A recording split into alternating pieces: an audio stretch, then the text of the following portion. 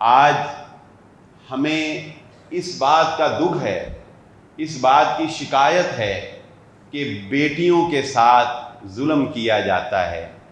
بیٹیوں کے اوپر بیجا بوجھ ڈالا جاتا ہے، بیٹیوں کے سے گھروں کے کام کروائے جاتے ہیں۔ میں اس بات کو بارہا آپ کے سامنے رکھ چکا کہ یہ ایک حد تک ہی ہونا چاہیے، لیکن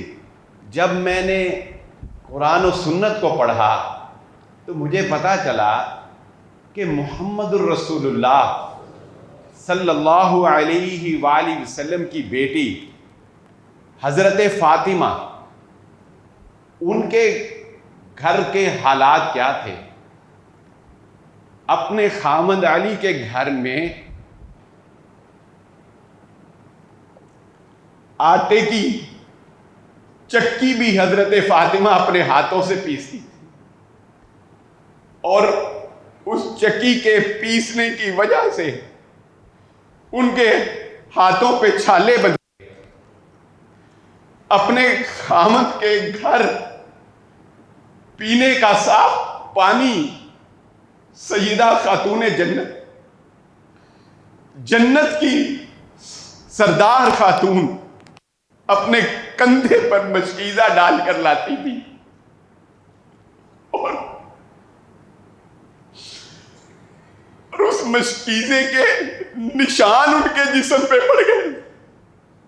اس مشکیزے کے نشان تھے ان کے جسم۔ اور وہ فاطمہ اپنے گھر کی صفائی بھی خود کرتی تھی، اس کو کوئی صفائی والی میسر نہیں تھی،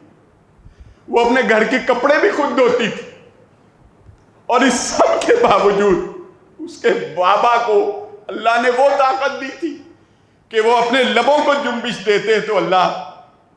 فرشتوں کو خدمت کے لیے بھیج دیتا۔ اس کے باوجود وہ فاطمہ جب اپنے بابا سے ملازمہ کا مطالبہ کرنے کے لیے آئی خادم کا، تو بابا نے کہا کہ فاطمہ میں تجھے اللہ کا ذکر سکھاتا ہوں،